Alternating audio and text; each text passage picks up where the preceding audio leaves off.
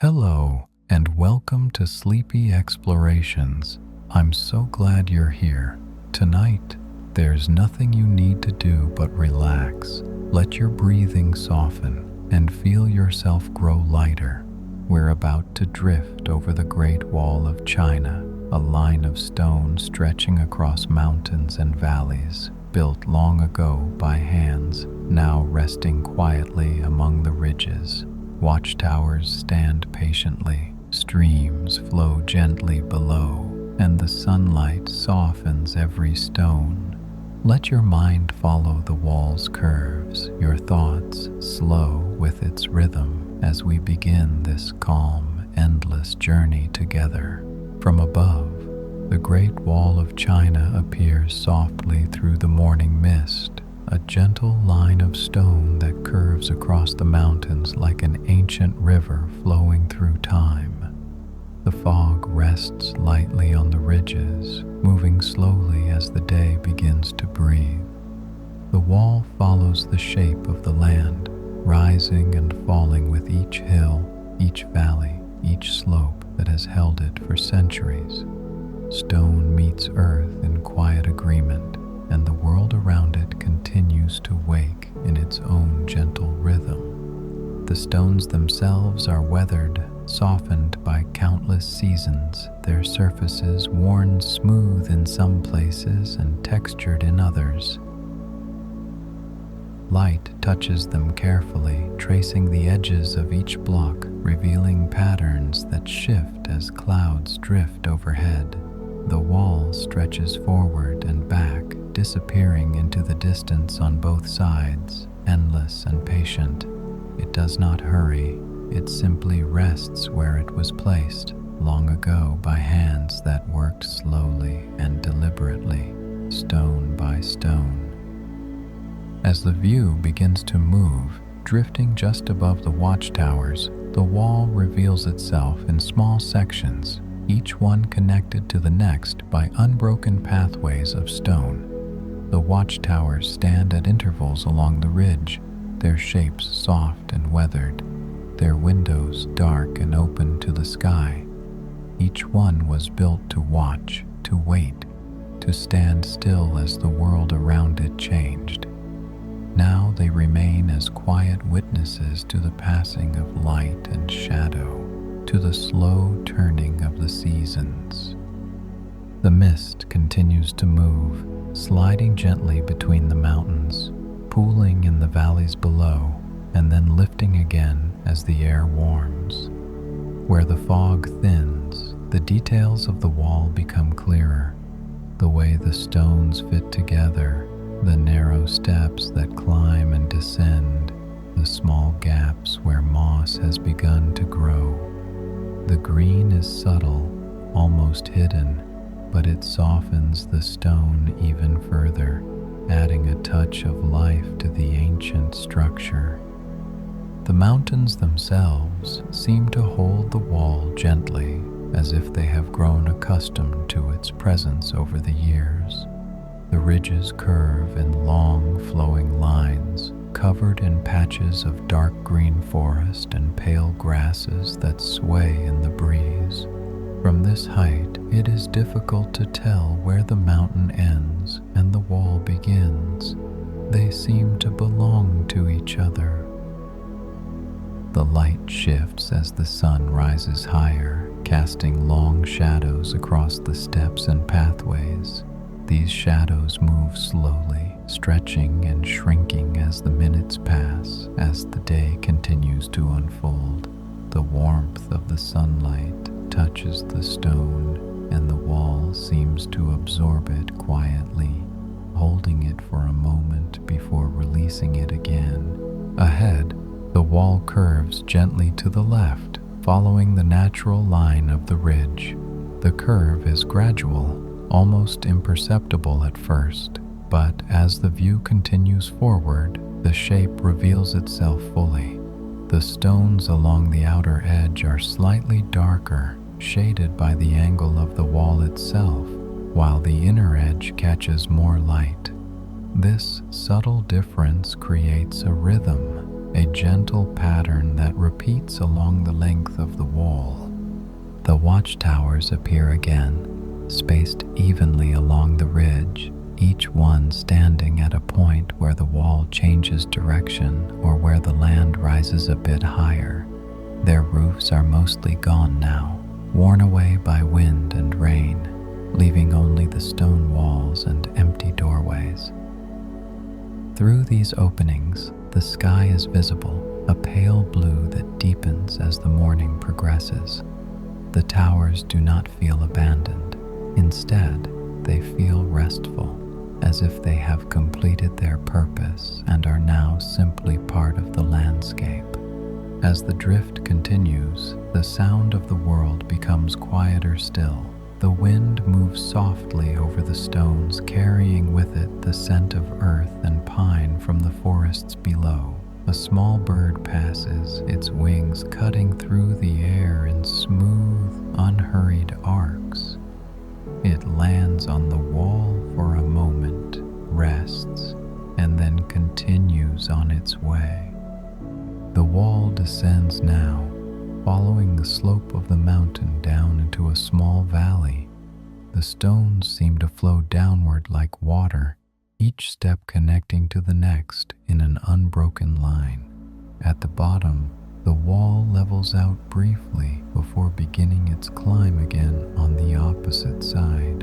In places, the wall shows signs of age, small sections where stones have shifted or fallen, leaving gaps that reveal the earth beneath.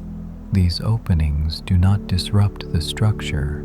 Instead, they add to its character, reminding us that the wall is not separate from the world but part of it. Grass grows in the cracks, and small wildflowers bloom in the spaces between stones, their petals soft and delicate against the rough texture of the rock. The mist begins to lift further, revealing more of the landscape below. Valleys stretch out in shades of green and gold, dotted with clusters of trees and small streams that reflect the sky. The mountains rise in layers, each one slightly lighter in color than the last, creating a sense of depth and distance. The wall continues through all of this, a constant presence that ties the landscape together. Above, the clouds move slowly, their shadows drifting across the wall and the surrounding hills. When a shadow passes over the stones, they darken briefly, taking on deeper tones of gray and brown. When the shadow moves on and the sunlight returns, the stones brighten again, their surfaces glowing softly in the warmth. The view drifts higher now, lifting just enough to see a longer section of the wall stretching into the distance. From this height, the wall appears even more like a natural feature, a ridge of stone that has always been here, woven into the fabric of the mountains. It is difficult to imagine the land without it, as if the wall and the mountains have always existed together, companions in stillness. 3 watchtowers come into view, each one standing at a different elevation. The highest tower sits at the peak of a ridge, silhouetted against the sky. The middle tower rests on a slope, half hidden by a patch of low clouds. The third tower is lower still, nestled in a fold of the hills where the wall turns sharply to follow the terrain. Together, they create a visual rhythm, a pattern of stone and space. The path of the wall now leads through a section where the forest grows closer, pine trees rising along both sides, their branches reaching toward the stone. In places, the trees cast shadows across the wall, and the green of the needles contrasts softly with the gray of the stone. The scent of pine seems almost tangible, even from this distance. Below, a narrow stream follows the base of the mountain, its water clear and calm, reflecting the sky and the trees that line its banks. The wall crosses over the stream at one point, supported by an old stone bridge that blends seamlessly with the rest of the structure. The water flows beneath it without resistance, continuing on its way through the valley. The light continues to change, growing warmer as the sun climbs higher. The warmth is gentle, not harsh, and it spreads across the landscape slowly, touching everything with the same soft attention. The wall begins to climb again, following another ridge toward a higher peak. The ascent is gradual, the stones rising step by step, each one placed with care and intention. At the top, another watchtower stands, its walls intact, its doorway open and dark. The view pauses here for a moment, hovering near the tower, allowing time to notice the details, the way the stones fit together with precision, the narrow slits in the walls, the worn steps that lead up to the tower's entrance. There is a stillness here, a sense of quiet completion. Beyond the tower, the wall continues, stretching toward the horizon in a line that seems endless. The mountains rise and fall in gentle waves, and it is a line drawn across the earth by human hands, but it has become something more, a part of the landscape itself, inseparable from the mountains, the sky, the light. The mist returns briefly, rolling in from the valleys below, bringing with it a softness that blurs the edges of the world. The wall emerges from the fog like a memory, half-formed and dreamlike, its stones visible but not quite solid. The watchtowers appear as shadows in the mist, present but distant, markers along a path that seems to lead nowhere and everywhere at once. As the fog thins again, the details return. The texture of the stones, the gentle curve of the wall as it bends around a hillside. The world becomes clear once more, but the softness remains, a quality of the light that makes everything seem gentle and inviting. The view drifts lower to see the way the stones meet the earth. Small plants grow along the base of the wall, their roots finding purchase in the cracks and crevices. Life continues here, small and patient, adapting to the presence of the wall, making it home. The wall continues now through a wide valley, its stones standing firm against the softness of tall grasses that sway in waves as the breeze moves through them. At the far end, the wall begins to climb again, rising toward another ridge, another watchtower, another section of endless stone. At the top of the ridge, the view opens up, revealing a panorama of mountains and valleys that stretch to the horizon. The wall is visible in both directions, a thin line of stone that disappears into the distance on either side. It is a reminder of scale, of the vastness of this structure. But even this reminder is gentle, not overwhelming, simply an observation, a quiet acknowledgement of what exists. The light begins to soften as the afternoon progresses, taking on a warmer, more golden quality. The shadows grow longer again, creating patterns that shift and change with the movement of the sun. The warmth of the light is comforting, a gentle presence that seems to embrace everything it touches. The wall continues, unbroken, through forests and over ridges, past watchtowers and along cliffsides. From above, it is a line of continuity, a thread that connects the mountains to each other, that ties the past to the present in a way that feels effortless and eternal. The view drifts lower now, closer to the surface of the wall, near enough to see the individual stones, the way they have been shaped and fitted together. Some are large and rectangular, others smaller and irregular.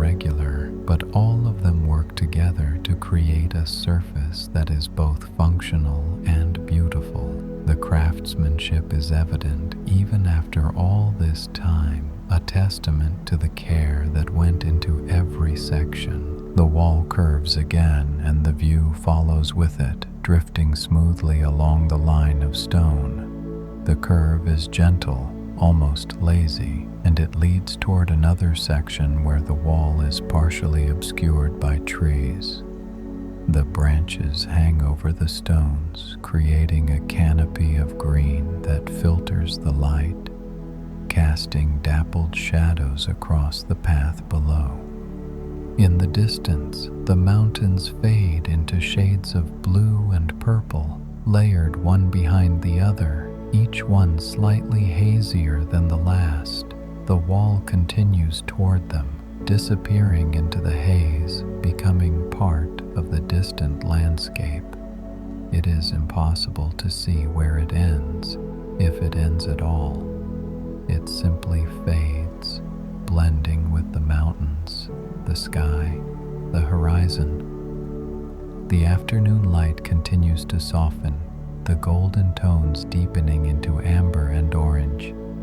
The stones of the wall take on these colors, glowing warmly in the fading light. The shadows lengthen further, stretching across the valleys, creating pockets of coolness in contrast to the warmth of the sunlit sections.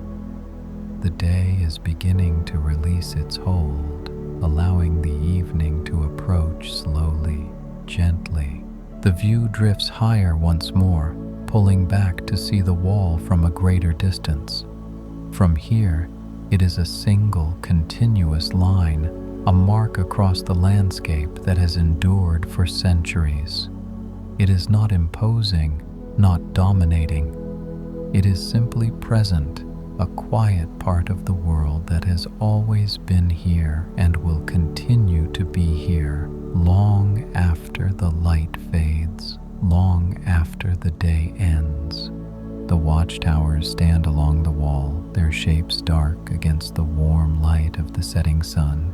They do not guard or protect, they simply stand, anchored to the earth, open to the sky.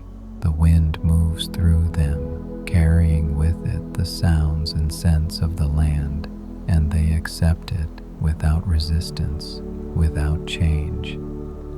The wall begins to fade now, not disappearing, but softening into the landscape as the light continues to dim. The stones become less distinct, blending with the mountains, the trees, the earth. The line of the wall is still visible, but it has become part of the larger pattern, part of the rhythm of the land itself. As the light fades further, the colors shift from gold to lavender, from amber to deep blue. The sky above transitions slowly, taking on the soft hues of evening, and the wall below reflects this change, its stones cooling, darkening, settling into the quiet of the coming night. The view continues to drift, slower now, as if respecting the transition, allowing the day to release itself fully. The mountains become silhouettes, dark shapes against the fading sky. The wall is barely visible now, just a faint line that traces the ridges, connecting one shadow to the next. The watchtowers are darker still, their shapes blending with the hills, becoming part of the stillness that settles over the land. The drift continues, unhurried, moving along the wall as the last light leaves the sky. The world is quieting, breathing more slowly, releasing the day and accepting the night. The wall rests beneath this transition, unchanged, patient, enduring. It has seen countless sunsets, countless transitions from day to night, and it will see countless more. The view begins to pull back, rising higher, allowing the wall to recede into the landscape. It becomes smaller, less defined, until it is simply a part of the pattern of the mountains, a line among many lines, a shape among many shapes. The world below is settling into stillness, and the wall settles with it, resting as it has always rested, as it will always rest. The last light fades, and the wall disappears into the shadows, becoming one with the night. The mountains are dark, the valleys are quiet, and the sky above holds the first stars, small points of light that mark the transition from day to night. The drift continues, but the wall is no longer visible, no longer distinct. It has become part of the darkness, part of the silence, part of the stillness. And yet, even in the darkness, the wall is there, resting on the ridges, following the mountains, enduring. It does not need to be seen to exist. It simply is, and it will continue to be through the night, through the morning, through all the days and nights to come. The drift continues, moving beyond the wall now, releasing it to the land, allowing it to rest in peace, in quiet, in the endless rhythm of the earth. The wall remains, the mountains endure. Stone follows the land in quiet curves, rising and falling with the hills, resting beneath the open sky.